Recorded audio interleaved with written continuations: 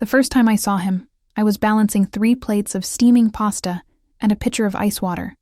Just another Friday night at Bellissimo, the upscale Italian restaurant where I'd been waitressing for the past 8 months.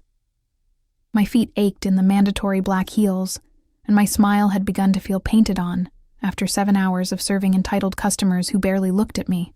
That changed when he walked in. I didn't hear the door open. The restaurant was too loud with the clinking of silverware and murmured conversations. But I felt the shift in the atmosphere. The maitre d' straightened his already perfect posture. The bartender's hands faltered mid-pour. Even the head chef, who never left the kitchen during service, peered through the service window. Table 7. My coworker Mia whispered, nudging me with her elbow as she passed. That's Viktor Volkov. Don't mess up. I delivered my pasta plates, grateful that my hands didn't betray the sudden nervousness making my heart skip. As I turned, I caught my first glimpse of him, the man who would change everything. He didn't look like the monsters in fairy tales, the way dangerous men are supposed to look. Viktor Volkov was devastatingly handsome in that severe, aristocratic way that speaks of old money and older violence. His charcoal suit fit his broad shoulders like it had been poured onto him, and his dark hair, touched with silver at the temples, was combed back from a face that looked carved from marble. But it was his eyes that caught me. Pale blue, nearly colorless, like Arctic ice. He wasn't alone. 2 men flanked him like shadows, their eyes constantly scanning the room. A third checked his phone at regular intervals. Bodyguards. And seated across from him was a woman with diamond earrings that probably cost more than my yearly salary. Table 7 was in my section. You can switch if you want, Mia offered, reading my hesitation. I should have taken her up on it. I should have run out the back door and never looked back. But I was saving for college, and men like Viktor Volkov tipped well. Besides, what could possibly happen in a crowded restaurant? I've got it, I said, straightening my black apron and tucking a strand of hair behind my ear. I approached the table with practiced professionalism. Good evening. Welcome to Bellissimo.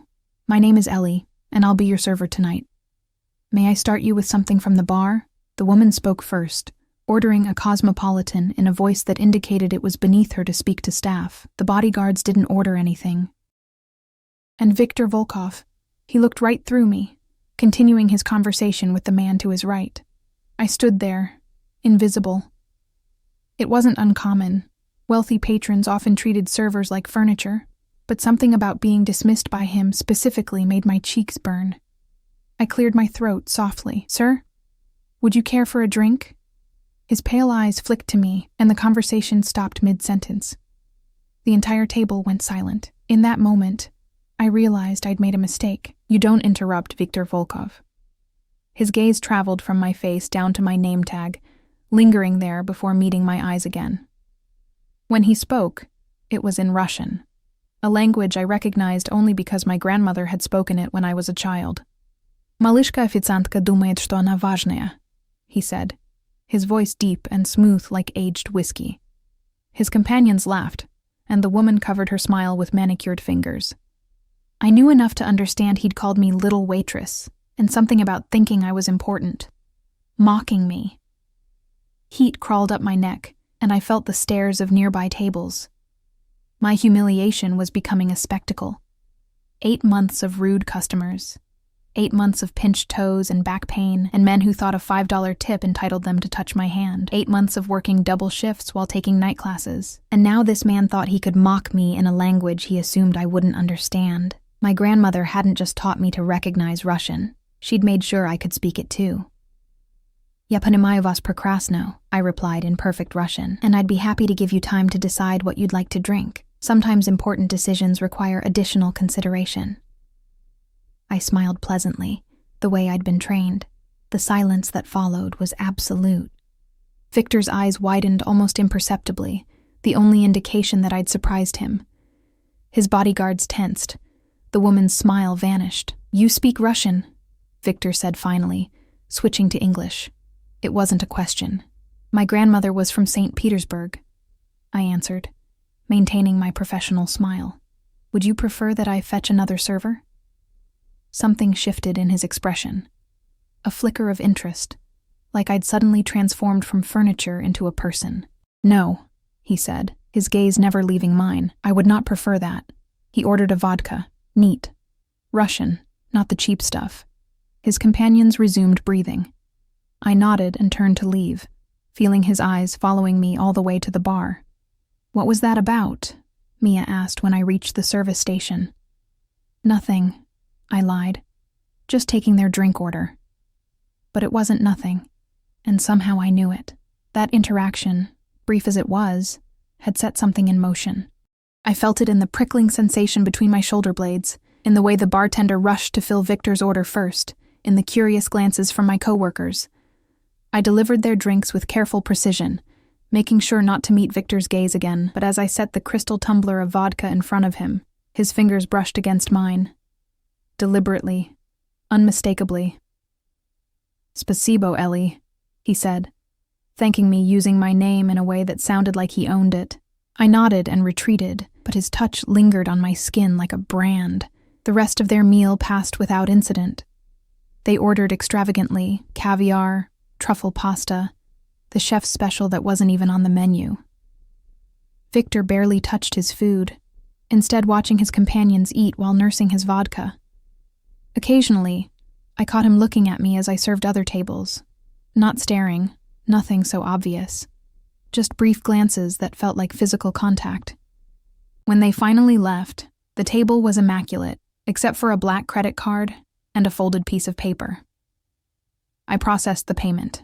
The bill was over $800 and returned with the receipt. Victor signed it without looking at the total, then stood. He was taller than I'd realized, his presence filling more space than his physical body. "It was a pleasure, Ellie from St. Petersburg," he said, the corner of his mouth lifting in what might have been a smile on anyone else. On him, it looked dangerous. "Perhaps we will meet again." They left, and the restaurant seemed to exhale collectively.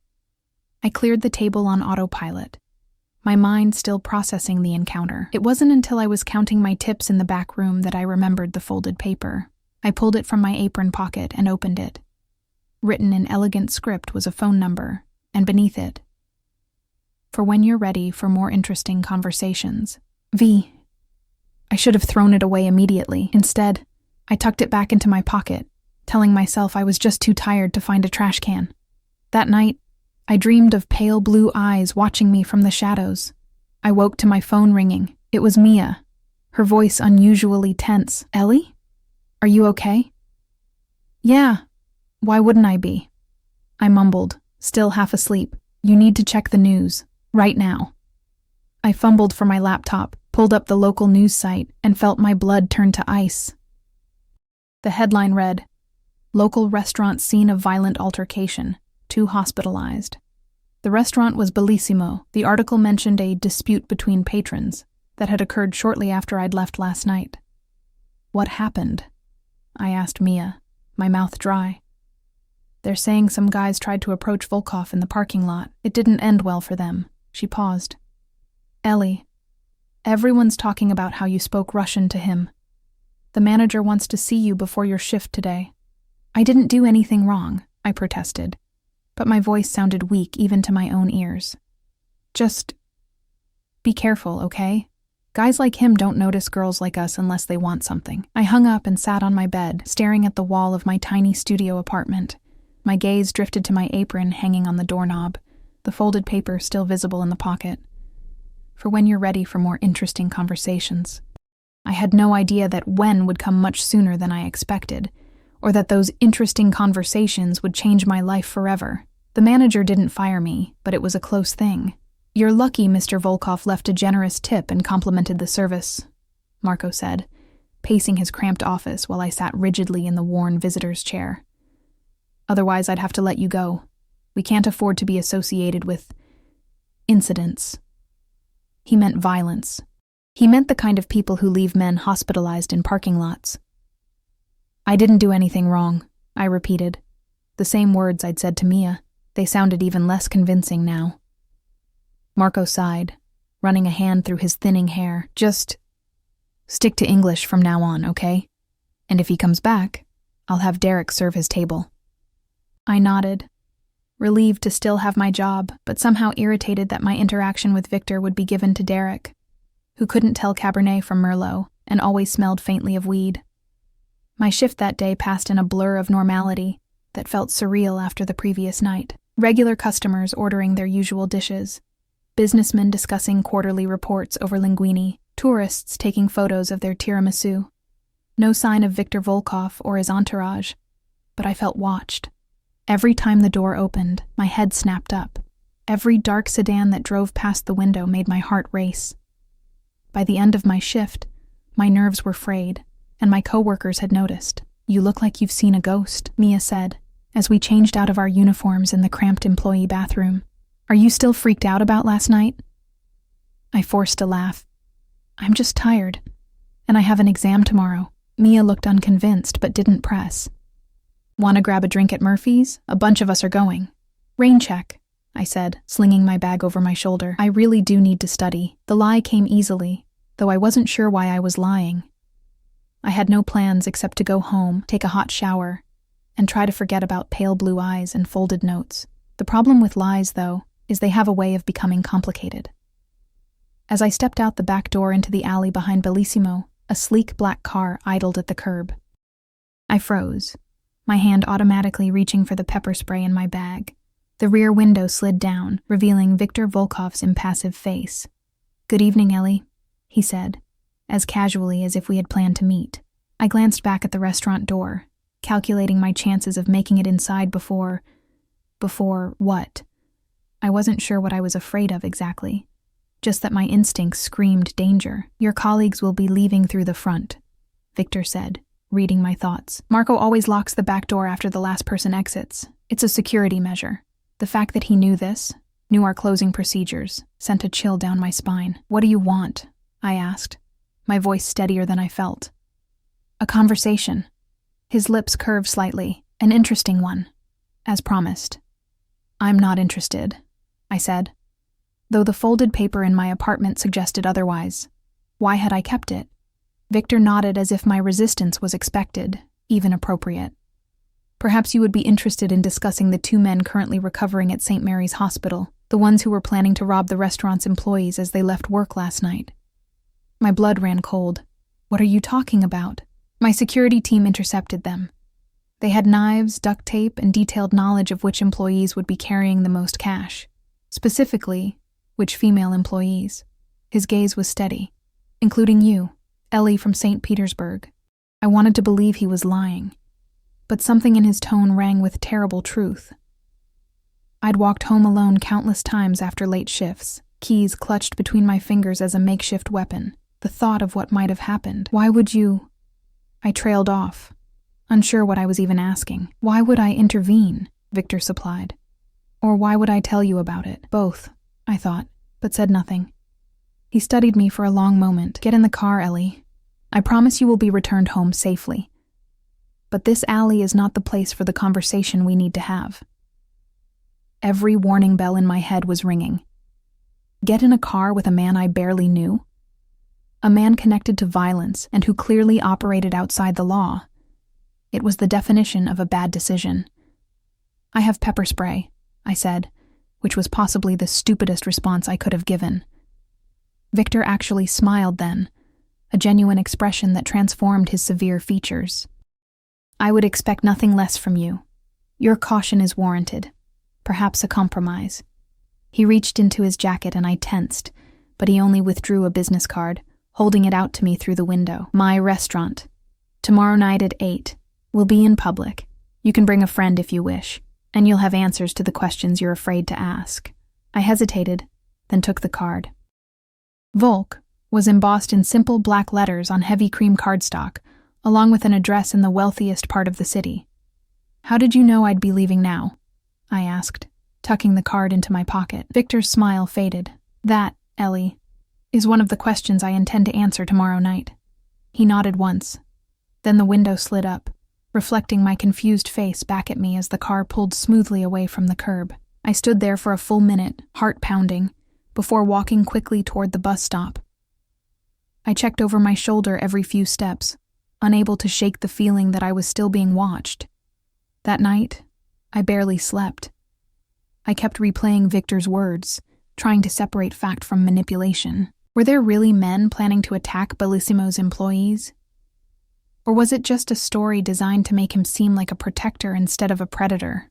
I remembered the news article Mia had sent me. 2 men hospitalized. It could have been a coincidence, or a dispute among criminals, or Viktor Volkov could have saved my life without me even knowing I was in danger. The next morning, I called in sick to Bellissimo for the first time since I'd started working there. I couldn't face the routine of serving pasta and smiling at strangers while this shadow loomed over my life. Instead, I spent the day in a campus library, trying to study for my business management exam and failing miserably. By 7 that evening, I'd made my decision. I would go to Volk, hear what Victor had to say, and then walk away. I would transfer to a different restaurant, maybe even a different part of the city. I would file away this bizarre interlude as an anecdote to tell someday when it no longer seemed dangerous. Mia called as I was getting dressed. "Feeling better? Marco was pissed that you called out." "Still a little under the weather," I lied, applying mascara with a steady hand. "But I'll be in tomorrow." "You better. It's Friday, and you know Derek can't handle the dinner rush alone." She paused. "You sound weird. Are you really okay?" I glanced at my reflection in the mirror. I'd chosen a simple black dress, modest but flattering, and low heels. My blonde hair was pulled back in a neat ponytail, and I'd kept my makeup minimal. I looked like I was going to a job interview, not meeting a dangerous man for interesting conversation. "I'm fine," I said, "just tired." "Well, rest up, and check your email." Marco sent out a new schedule with shift changes. After we hung up, I stared at my phone, debating whether to text someone, anyone, about where I was going. But what would I say? Meeting the Russian Mafia guy from work. If I don't come back, check the river. Instead, I took a photo of Victor's business card and emailed it to myself with the subject line, "Meeting at 8 p.m., a pathetic digital breadcrumb that would probably be useless if something actually happened to me. Volk was located in a restored historic building downtown, its entrance marked only by a small, tasteful sign bearing the same embossed logo as the business card. No flashy lights, no line of people waiting to enter, just a solid oak door and a man in a dark suit who nodded at me as if he'd been expecting me. "Miss Eleanor Hayes?" he asked, his accent thicker than Victor's. When I nodded, he opened the door for me. "Mr. Volkov is waiting for you." The restaurant's interior was a study in understated luxury, soft lighting, dark wood, white tablecloths, and widely spaced tables that promised privacy. Classical music played at a volume that allowed conversation without requiring raised voices. Every table was occupied, the clientele an interesting mix of business types, wealthy couples, and what I suspected were political figures. A hostess in a simple black dress led me through the main dining room and up a curved staircase to a private area overlooking the rest of the restaurant. Victor stood as I approached, dressed in another impeccable suit, this one a deep navy that made his pale eyes even more striking. "Ellie," he said, and somehow my ordinary name sounded different in his mouth. "Thank you for coming." I remained standing, suddenly unsure of my decision. From this vantage point, I could see the entire restaurant, including the 2 suited men stationed at the bottom of the stairs. Not exactly subtle. "Your guards aren't very discreet," I said, nodding toward them. Victor's mouth quirked. "They're not meant to be. Please sit. Would you like something to drink?" I sat, keeping my back straight and my hands visible on the table. "Water is fine." He signaled a server who seemed to materialize out of nowhere, ordering water for me and what sounded like scotch for himself. When we were alone again, he studied me with that unsettling intensity. "You have questions," he said finally. "Ask them." I had 100 questions, but I started with the most pressing. "Were there really men planning to attack Bellissimo's employees?" "Yes," he answered without hesitation. 3 men, to be precise. Former employees of a rival establishment with a history of similar crimes. They typically target female servers leaving work with cash tips. His expression darkened. 2 are in the hospital. The 3rd is elsewhere. The implication made me shiver. "And you just happened to be there to stop them?" "No," Victor said. accepting his drink from the returning server. He waited until we were alone again before continuing. I had been informed of their plans and arranged for them to be intercepted. Informed by whom? I pressed. Victor took a sip of his scotch, considering me. I have many sources of information in this city, Ellie. Very little happens that I do not eventually hear about. That's not an answer, I said, surprising myself with my boldness. It's the only answer you'll get on that particular question, he replied, not unkindly. Some information would put you in more danger, not less. The server returned with a selection of appetizers I hadn't seen him order. Small, elegant portions of what looked like very expensive food. My stomach growled traitorously. Please eat, Victor said, gesturing to the spread. The chef here is excellent. I hesitated, then took a small bite of something that turned out to be the best crab cake I'd ever tasted. Why am I here, Mr. Volkov? Victor, he corrected. And you're here because I find you interesting, Ellie Hayes. A waitress who speaks fluent Russian, studies business management, and faces down a table of strangers without flinching. You're not what you appear to be. The fact that he knew my full name and what I was studying sent another chill through me. I'm exactly what I appear to be, I countered. Just a student working to pay bills. Victor leaned forward slightly. Your grandmother was Yelena Petrova before she married Thomas Hayes. She fled St. Petersburg, then Leningrad, in 1989 with your mother, who was only 4 years old at the time. Your grandfather stayed behind and was never heard from again. I set down my fork, appetite gone. How do you know this? As I said, I have sources. He held my gaze. What you may not know is why they fled. My pulse quickened. Grandmother had never spoken about why they left Russia, and my mother claimed not to remember. It was a family mystery I'd long since accepted would never be solved. Your grandfather, Mikhail Petrov, was a mathematician working for the Soviet government on projects of significant interest to certain intelligence agencies. When he attempted to defect with research materials, arrangements were made for your grandmother and mother to escape. He was meant to follow, but never made it out. I felt dizzy, like the floor was tilting beneath me. Why are you telling me this? Victor's expression was unreadable. Because Ellie from St. Petersburg, our meeting was not a coincidence, and the danger you faced did not begin with those men in the parking lot. What do you mean it wasn't a coincidence? My voice had dropped to a whisper, though no one could possibly overhear us in this secluded corner. Did you know who I was before I spoke Russian to you? Victor's eyes never left mine. Yes, one simple word, but it shattered everything I thought I knew about our encounter. How? I demanded. Why? He took another sip of his scotch, unhurried. 3 weeks ago, a former KGB officer living in Berlin was found dead in his apartment. Heart attack, according to the official report. Before he died, he sent a package to a post office box in this city. The package contained documents dating back to the Soviet era, including a list of names. Your grandfather's was among them. I don't understand what this has to do with me, I said, though a cold dread was spreading through my chest. The documents suggested that your grandfather's research didn't die with him, Victor continued. That he had entrusted certain information to your grandmother before her escape. Information that would still be valuable today. I shook my head, disbelieving.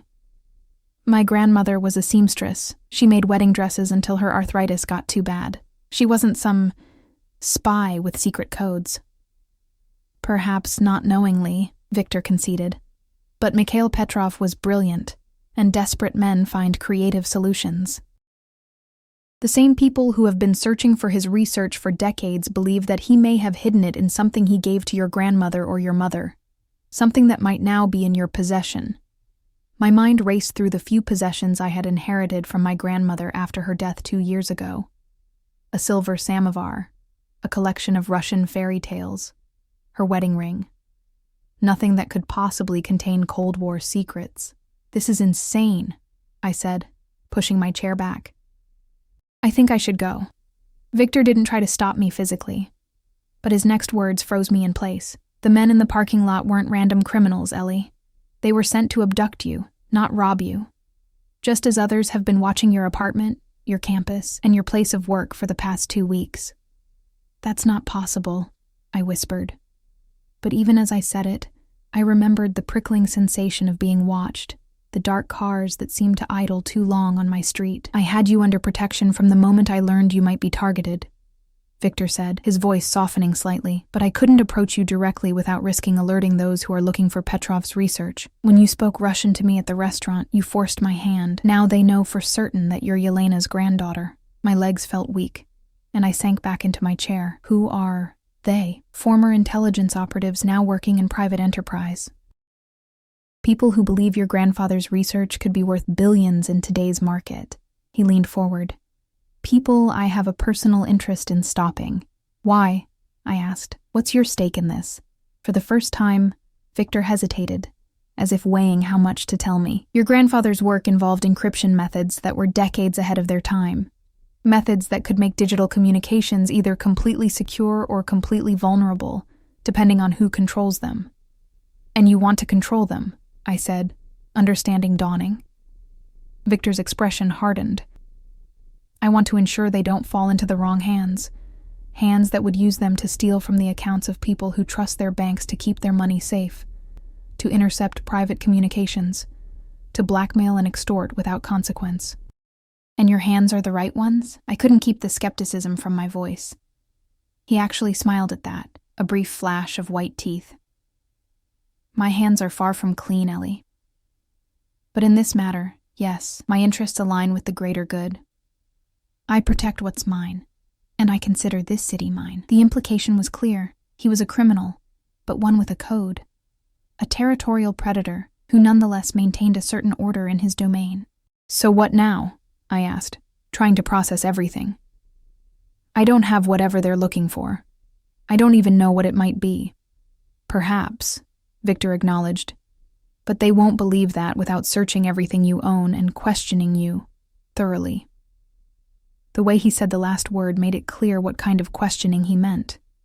A chill ran down my spine. Are you saying I'm in danger right now? Not at this moment. Not in my restaurant. Not in my presence.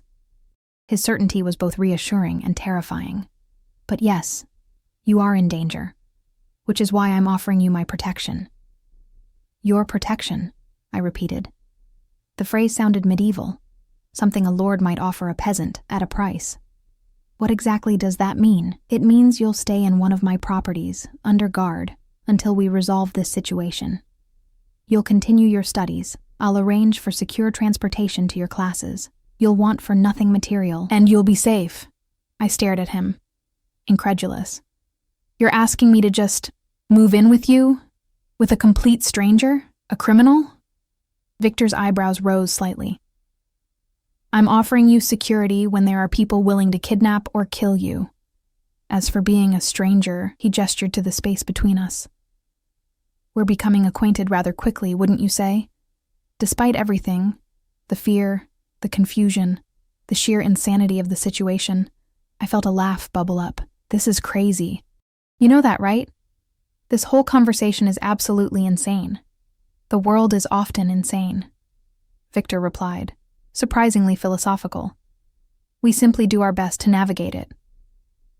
I took a long drink of my water, wishing it were something stronger. What if I say no? What if I just go to the police? And tell them what?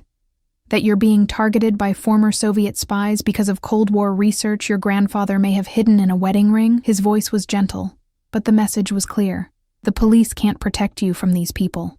They operate in shadows too deep for law enforcement to reach, and you operate in those same shadows, I pointed out.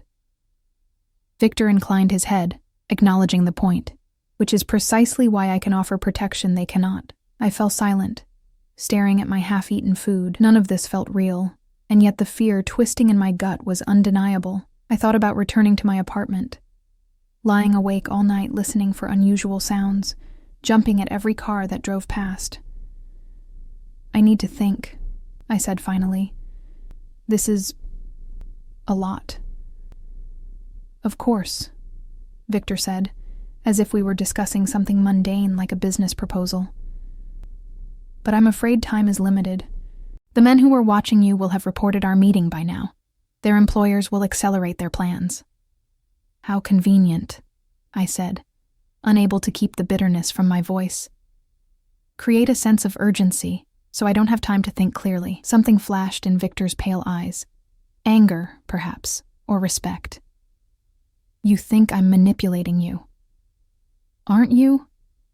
Yes, he admitted candidly, but not in the way you believe. The danger is real, Ellie. I didn't create it, but I am offering a way through it. A server appeared with the main course. Something that smelled delicious, but that I had no appetite for. Victor dismissed him with a gesture. Tell me this, I said when we were alone again. If I accept your protection, what do you get out of it? You're not doing this out of the goodness of your heart. No, I'm not, Victor agreed. I want to find Petrov's research before anyone else does. Having you close makes that more likely. You might remember something your grandmother said or did that could lead us to it. You might recognize something in the documents from Berlin that wouldn't mean anything to me. At least he was honest about his motives. But there was something else, something in the way he watched me that suggested another interest entirely. I wasn't naive enough to miss it. And that's all? I challenged. Victor's lips curved slightly. I also enjoy your company, Ellie Hayes. You're direct in a way few people dare to be with me. It's refreshing. Heat crept into my cheeks, and I looked away, annoyed at myself for the reaction. I need guarantees, I said, focusing on practicalities. If, and it's a big if, I agree to this arrangement, I need to know I can leave whenever I want. Agreed, Victor said without hesitation. You'll be protected, not imprisoned. You may leave at any time, though I would strongly advise against it until the situation is resolved. And how long will that take? That depends on how quickly we can locate what they're looking for. Days, possibly weeks. Weeks. The thought of spending weeks under Viktor Volkov's roof, under his intense gaze, made my pulse quicken in a way that wasn't entirely fear. I have conditions, I said, surprising myself with my boldness. I keep my job at Bellissimo. I maintain contact with my friends. No one can know about this arrangement, but I won't disappear from my life. Victor considered this. Your job would put you at unnecessary risk, but I understand your desire for normalcy and independence. Perhaps a compromise. You take a leave of absence from Bellissimo, and I find you a position here at Volk if you wish to continue working. Here? I glanced around at the elegant restaurant. I've never worked anywhere this upscale. You're a quick learner, Victor said, with such certainty that I wondered what else he knew about me. As for maintaining contact with friends, that can be arranged, provided communications are secure and meetings take place in controlled locations.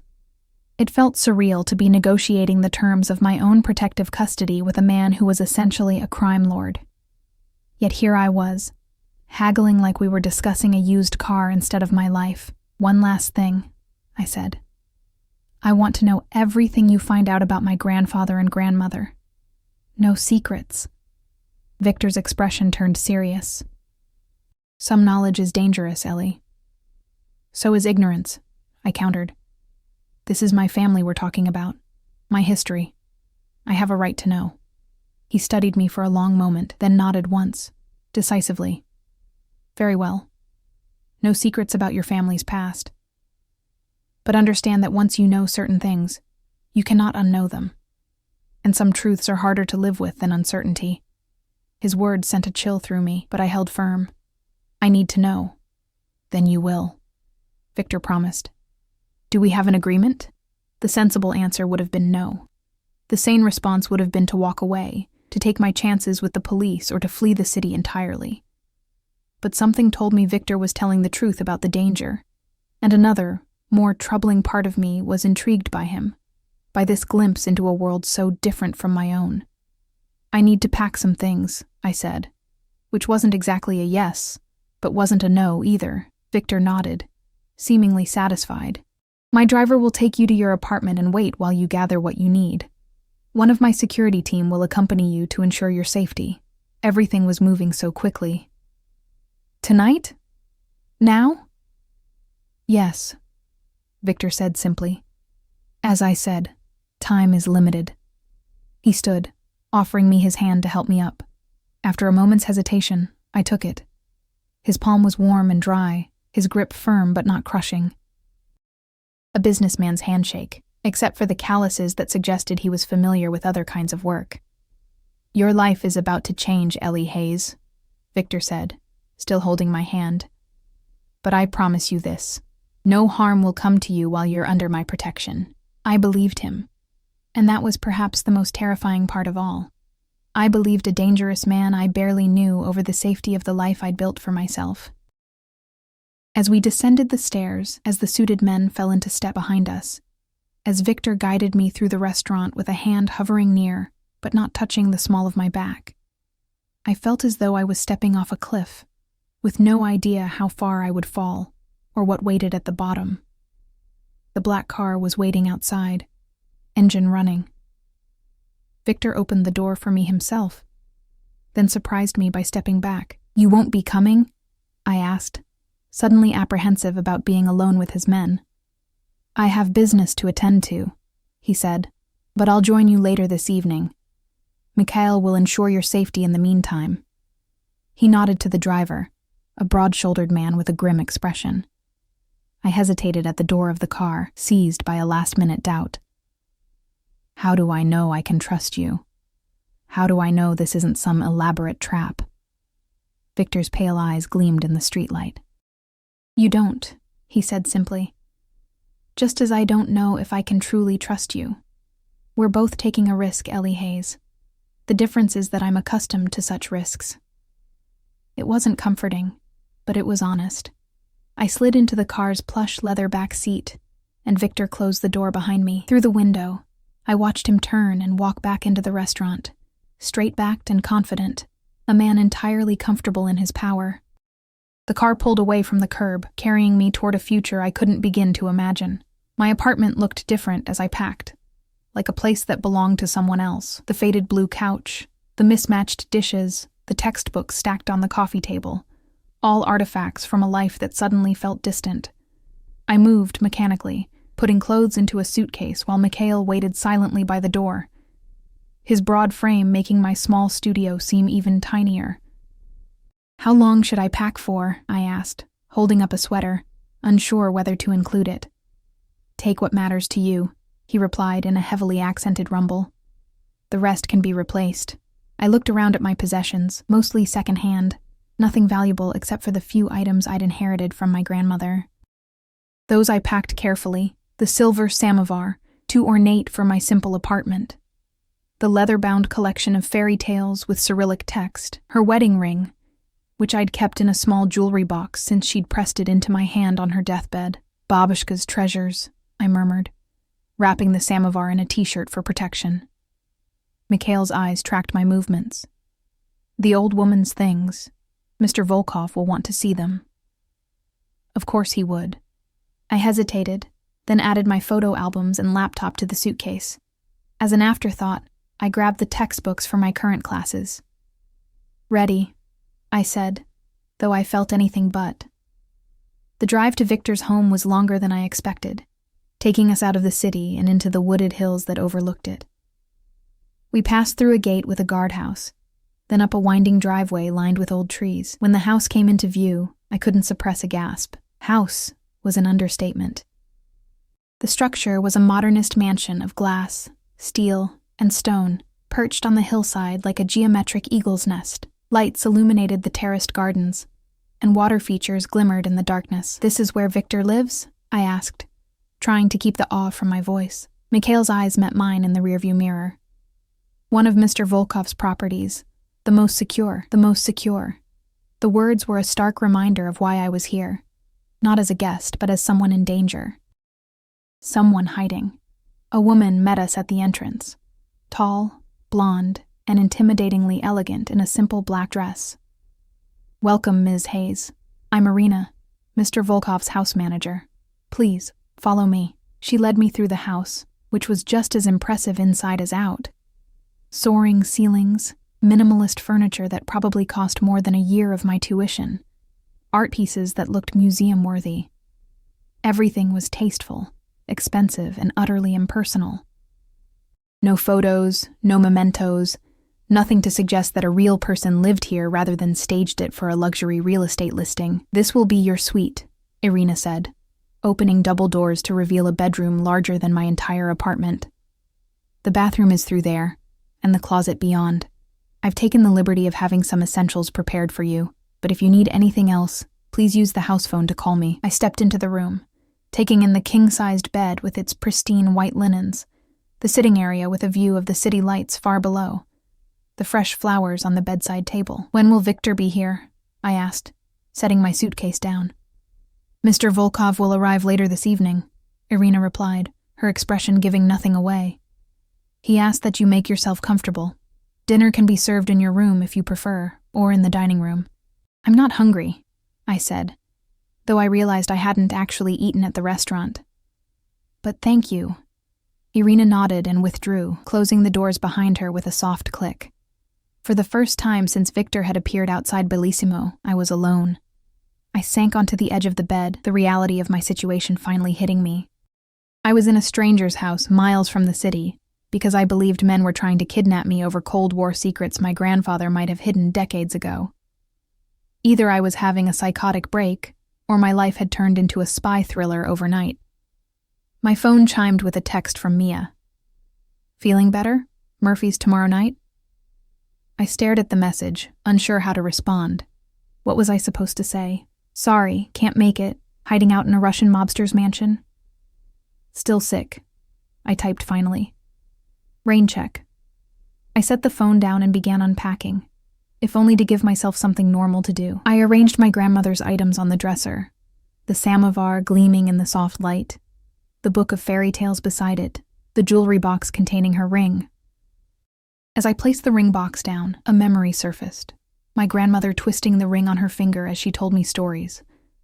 Always the same nervous gesture. "When you find something precious," she'd told me once, "you keep it close, but never so close that others can see its value." I opened the box and took out the ring. A simple gold band with no stones. Nothing special except for the sentimental value. On impulse, I tried it on. It fit perfectly on my right ring finger, which surprised me. I'd always thought my grandmother's hands were smaller than mine. I was still looking at the ring when a soft knock came at the door. Expecting Irina, I called, "Come in." Instead, Victor entered, looking exactly as he had at the restaurant despite the late hour. Impeccable suit, not a hair out of place. The only difference was a slight softening around his eyes, a hint of fatigue. "You're settling in," he observed, taking in the half-unpacked suitcase. I rose from the bed, suddenly conscious of being in a bedroom with him. "Yes, thank you for the room. It's very nice." Victor's mouth quirked at my understated description. "Irina said you declined dinner. You should eat, Ellie." "I'm not hungry," I repeated, though my stomach chose that moment to growl traitorously. He crossed to the sitting area and gestured to one of the chairs. "Join me for a moment." It wasn't exactly a command, but it wasn't quite a request either. I sat, keeping my back straight, hands folded in my lap like a schoolgirl called to the principal's office. Victor took the chair opposite mine, his posture relaxed but alert. "You're wearing your grandmother's ring," he noted, his gaze falling to my hand. I resisted the urge to hide it. "Yes, it's one of the few things I have from her." "May I?"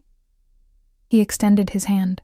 I hesitated, then slowly offered my hand. His fingers were warm as they took mine, turning my hand to examine the ring. His touch was clinical, but still intimate enough to make my pulse quicken. "A simple wedding band," he murmured. "Gold, Soviet-era craftsmanship." He looked up, his pale eyes meeting mine. "Did your grandmother ever mention anything unusual about it?" I shook my head. "It's just a wedding ring. She never took it off, not even after my grandfather disappeared." Victor released my hand, and I withdrew it quickly, resisting the urge to rub away the lingering sensation of his touch. "Your possessions from her. We'll need to examine them," he said. "There are non-invasive scanning technologies that can detect if something has been hidden inside objects, or if papers have been treated with chemicals to conceal text." "You think my grandmother's samovar might have secret compartments?" I couldn't keep the skepticism from my voice. "I think your grandfather was ingenious and desperate," Victor replied seriously. "Such combinations often produce creative solutions. I glanced at the items on the dresser. Fine. But I want to be present when they're examined. Of course. He studied me for a moment. You're handling this situation remarkably well, Ellie Hayes. Am I? I laughed, a sound with no humor in it. I don't think I've processed it yet. Ask me again tomorrow when I wake up in a stranger's house, hiding from Soviet-era ghosts. Not a stranger, Victor corrected softly. Not anymore. There was something in his gaze that made me look away, uncomfortable with the intensity. We've had dinner and one conversation. That hardly makes us friends. No, not friends, he agreed, but connected nonetheless. Your grandfather's past and my present have intersected in a way neither of us could have predicted. And what exactly is your present, Victor? I asked boldly. You've never actually said what you do, beyond vague references to protecting what's yours. His expression revealed nothing. I have business interests throughout the city and beyond. Restaurants, real estate, import-export operations. And the less legal aspects? Victor's lips curved slightly. You're very direct. I think I've earned the right to be, I countered. He inclined his head, acknowledging the point. I operate in gray areas, yes. I provide certain services that exist outside conventional legal frameworks. Protection, conflict resolution, information brokerage. You're a criminal, I translated. By some definitions, he conceded. Though I prefer to think of myself as someone who recognizes that the law is often an imperfect instrument for achieving justice or maintaining order. It was the kind of rationalization I would have scoffed at in my business ethics class. But sitting here in his house, with the weight of his protection between me and unknown threats, I couldn't bring myself to judge him too harshly. Get some rest, Victor said, rising from his chair. Tomorrow we'll begin examining your grandmother's possessions, and I'll have more information about the people looking for Petrov's research. He moved toward the door, then paused, looking back at me. The security system is state-of-the-art. There are guards patrolling the grounds. You're safe here, Ellie. Safe from everyone except you, I said softly. Something flickered in his eyes, surprise, perhaps, or respect. I told you before, you may leave at any time. I'm not your jailer, just my protector, I said, unable to keep a hint of irony from my voice. For now, Victor replied, his gaze lingering on mine for a moment before he turned and left, closing the door silently behind him. I sat there for a long while, looking out at the distant city lights, feeling like I was watching my old life from an unreachable distance. Eventually, exhaustion overtook me, and I curled up on the enormous bed, still fully dressed, and fell into a fitful sleep. I dreamed of my grandmother that night. Not the grandmother I had known, the plump, gentle woman who baked Russian tea cakes and hummed folk songs as she sewed, but a younger version, running through snowy streets with a small child in her arms, looking over her shoulder in terror. I woke gasping, disoriented in the unfamiliar room. Sunlight streamed through windows I'd forgotten to cover, and for a moment, I couldn't remember where I was. Then it all came flooding back. Victor, the supposed threat, my impulsive decision to accept his protection. A soft knock at the door preceded Irina's entrance with a breakfast tray. Good morning, Ms. Hayes. Mr. Volkov thought you might prefer to eat in your room this morning. I sat up, running a hand through my tangled hair. Thank you. What time is it? Just after 9, she replied, setting the tray on a small table by the window.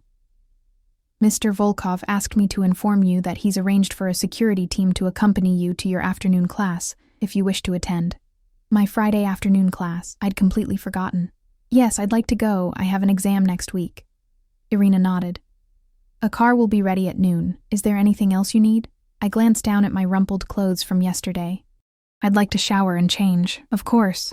The bathroom is fully stocked, but if you need anything specific, please let me know. She moved to leave, then hesitated.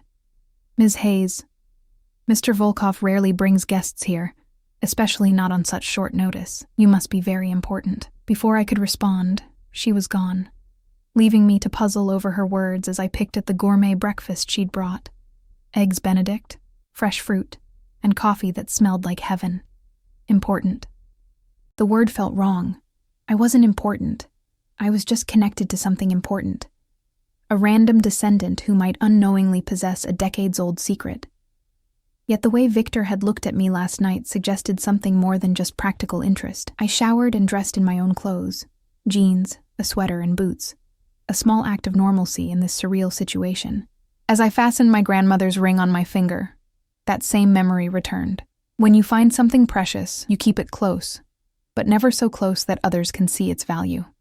The security team Victor assigned to accompany me to class was almost comically conspicuous. Two broad-shouldered men in dark suits who flanked me like prison guards as I walked across campus. Fellow students stared, some nudging each other and whispering. Professor Harrison raised an eyebrow when my escorts deposited me at the classroom door with instructions to wait right outside. "New friends, Ms. Hayes?" she asked dryly as I slipped into my usual seat. "Family friends?" I mumbled, face burning. "Just visiting."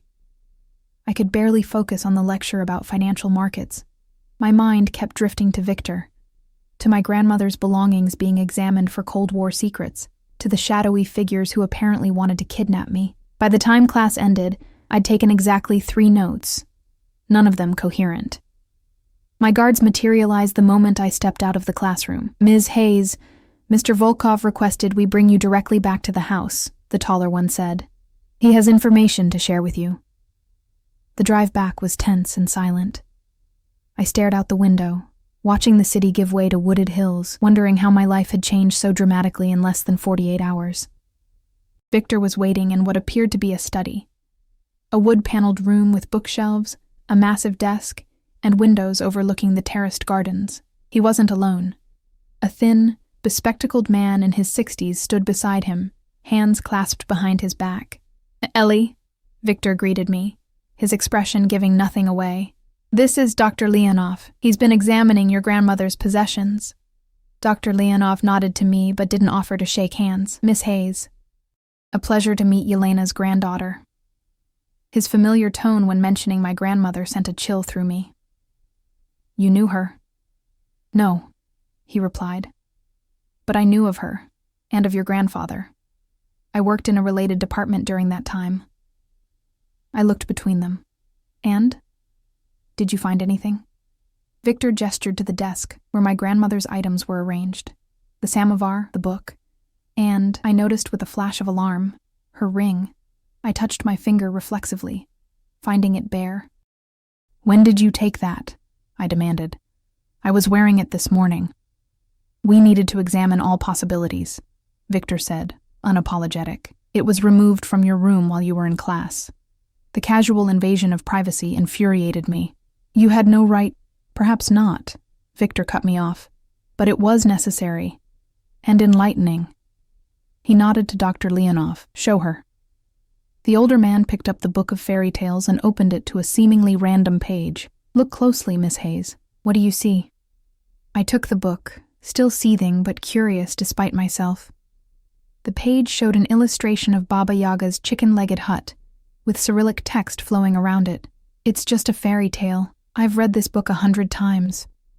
Dr. Leonov shook his head. "Look at the text itself, not the story. Particularly here and here."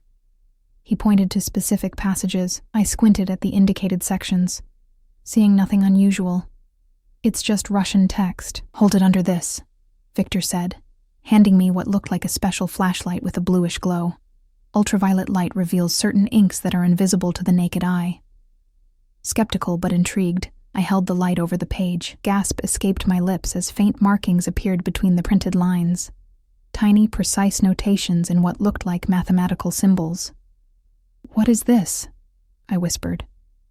"Your grandfather's work," Dr. Leonov said, a note of reverence in his voice. "Hidden in plain sight, in a book of children's stories he must have given to Yelena before her escape. The entire book is annotated this way. Equations, formulas, keys to his encryption method." I looked up at Victor, who was watching me intently. "This is what they're after? These scribbles?" "Those scribbles, as you call them, represent one of the most advanced encryption algorithms ever developed," he replied. "Your grandfather created a method for secure communication that was decades ahead of its time. Even now, with quantum computing on the horizon, his approach remains theoretically unbreakable. Dr. Leonov nodded enthusiastically. Petrov was a genius. He understood that true security lay not in complexity alone, but in simplicity, elevated to complexity through perfect mathematical balance, like a perfect crystal, impossible to forge, because its structure is too perfectly aligned. It was hard to reconcile this talk of mathematical genius with the grandfather I'd never known, a ghost, a name rarely mentioned in my family. "There's more," Victor said, picking up the samovar. Dr. Leonov found this. He twisted the base, and to my surprise, it opened to reveal a small compartment containing a USB drive. "That's impossible," I said. "This samovar is from the Soviet era. USB drives didn't exist then." "No," Dr. Leonov agreed. "Someone added this much more recently." "Your grandmother, perhaps, or someone who gave it to her." Victor handed me the drive. "We haven't accessed this yet. I thought you should be present given your conditions." I held the small device, trying to process what was happening. So my grandmother knew? All those years? She knew she was carrying Soviet secrets? "It seems likely," Victor said, "though she may not have understood their significance. She may have simply been keeping a promise to your grandfather, protecting what he entrusted to her." My vision blurred with unexpected tears. I thought of my grandmother, her quiet strength, her occasional melancholy, the way she'd sometimes stare out windows as if looking for someone who never arrived.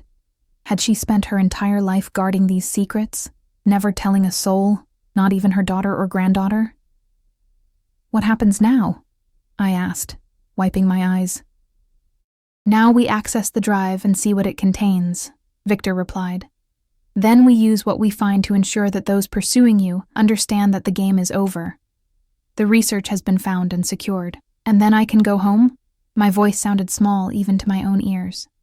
Something flickered in Victor's expression. Reluctance, perhaps. "If that's what you want, yes, though I must caution you that your life may not be as it was before. Knowledge changes us, Ellie. And you now possess knowledge that many powerful people would still prefer remained hidden." He was right, of course. I couldn't unlearn what I now knew about my family, about the secrets hidden in ordinary objects, about the shadowy world that existed alongside the one I'd always known. I couldn't unmeet Viktor Volkov. "Let's see what's on the drive," I said, handing it back to him. Victor nodded to Dr. Leonov, who connected the device to a laptop on the desk. We gathered around as files appeared on the screen, dozens of them, with names in Cyrillic that meant nothing to me. "These appear to be the complete theoretical framework," Dr. Leonov murmured, opening files that displayed complex equations and diagrams. "And this," he clicked on a file named simply Yelena. "This is a letter." The text was in Russian, but as I leaned closer, Victor began translating softly. "My beloved Yelena, if you are reading this, then I have not made it out as planned. I am sorry for the burden I have placed on you and our Natasha. Please know that everything I have done, I did to secure a future for you both. The work enclosed represents my life's research, but it is nothing compared to the value of your life and our daughter's. Guard it well, but not at the expense of your happiness. When the time is right, when the world is ready for this knowledge to be used for good rather than control, find someone trustworthy to whom you can pass this responsibility. Until then, live well and tell Natasha that her father loves her always. Mikhail." Silence fell as Victor finished. I felt tears streaming down my face. Tears for grandparents I'd barely known, for secrets kept across generations, for the weight that had invisibly shaped my family's history. "He knew he wouldn't make it," I said softly. Victor nodded. "But he made sure your grandmother and mother did. And he ensured his work wouldn't fall into the wrong hands." He closed the laptop and turned to face me fully. "Your grandfather was a remarkable man, Ellie. As was your grandmother, who kept his secret all these years." Dr. Leonov excused himself, taking the laptop but leaving the book and samovar. When we were alone, Victor's posture relaxed slightly. "What will you do with the research?" I asked, suddenly realizing I hadn't considered this crucial question. "Protect it," Victor replied. Ensure it doesn't fall into hands that would use it to exploit others. And eventually, when the time is right, as your grandfather said, see that it benefits the right people. I studied his face, trying to read the truth in his expression.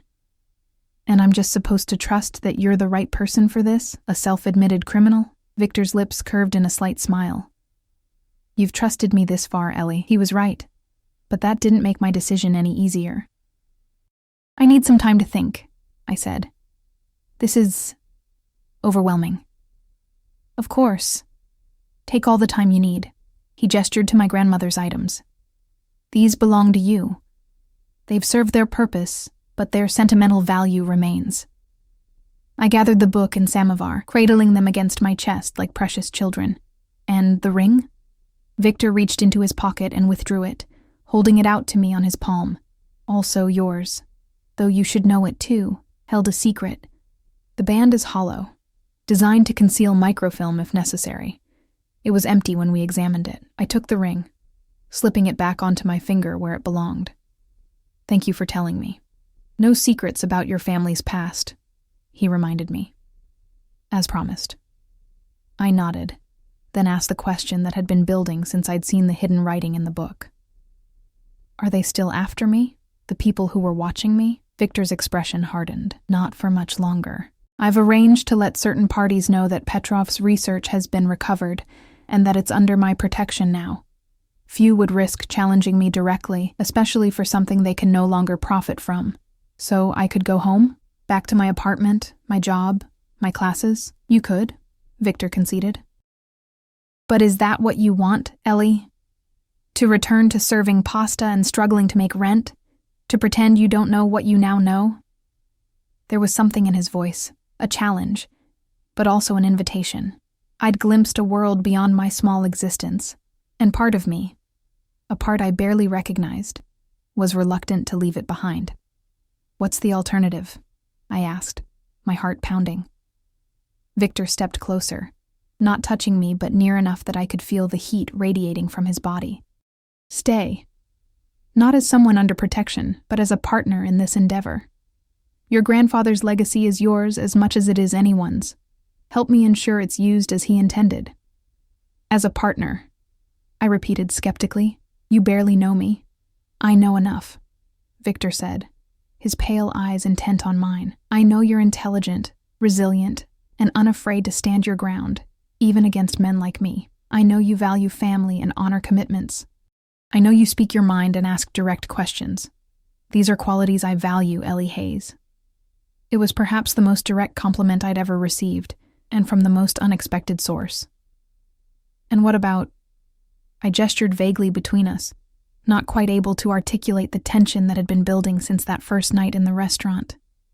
Victor's expression softened. That would be entirely separate from any business arrangement, and entirely up to you. My face burned, but I held his gaze. I need time. To process everything, to decide what I want. Time you shall have, Victor agreed. But know this, Ellie from St. Petersburg. Whatever you decide about your grandfather's research, about your role in protecting it, my interest in you remains unchanged. You fascinated me before I knew your connection to Mikhail Petrov. You fascinate me still. The intensity of his gaze made it hard to breathe. I clutched my grandmother's belongings closer, using them as a shield between us. I should go. Rest. Victor nodded, stepping back to give me space. Dinner will be served at 7, if you'd care to join me. No pressure, no decisions required. Just a meal between friends. The way he hesitated before the word friends made it clear he envisioned something quite different. And despite everything, the danger, the secrets, the uncertain future, I found myself nodding. I'd like that, I said, surprising myself with the truth of it. As I left the study, cradling my family heirlooms and newly discovered secrets, I felt Victor's eyes following me. I knew then that whatever path I chose, my life had irrevocably changed. There would be no returning to the person I was before Viktor Volkov mocked me in Russian, and I stunned everyone by answering in kind. That shy waitress was gone. Who I would become instead